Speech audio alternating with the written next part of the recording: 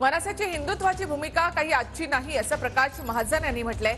मनसेच्या भूमिकेमुळे भाजपला आपुलकी वाटत असेल तर चांगलंच आहे असं प्रकाश महाजन यांनी म्हटलंय।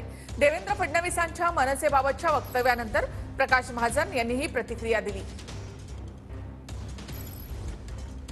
मनसेचे नेते प्रवक्ते प्रकाश महाजन आपल्या सोबत आहेत।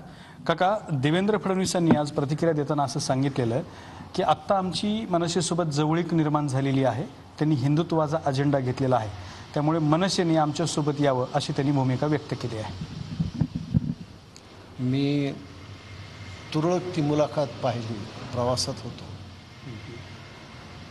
माननीय देवेंद्रजीने एक वाक्य त्यात उच्चारलं आहे की राज ठाकरे असे पहिले नेते होते की ज्यांनी सांगितलं होतं की मोदी या देशाचे पंतप्रधान व्हायला पाहिजे।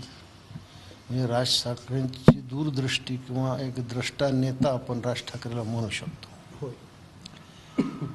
दुसरं, आता माननीय देवेंद्रजीनं असं म्हटलं आहे की हिंदुत्वाची भूमिका घेतली। ही भूमिका आम्ही आज नाही घेतली। राजसाहेब हिंदुत्व त्यांचं पूर्वीपासून होतं, नव्यानं ती भूमिका घेतली अशातला तो भाग नाही। ती अधिक उजळपणे ती आम्ही अंमलात आणायचं ठरवलं आणि त्या गोष्टीमुळे जर भारतीय जनता पक्षाला आमच्याविषयी आपुलकी वाटत असेल आणि काही आस्था वाटत असेल तर चांगली गोष्ट आहे ना। पण ते हेही बोलायला विसरले नाही देवेंद्र फडणवीस की मधल्या काही काळात राज ठाकरे यांनी आपली भूमिका बदलली होती असंही ते म्हणालेत।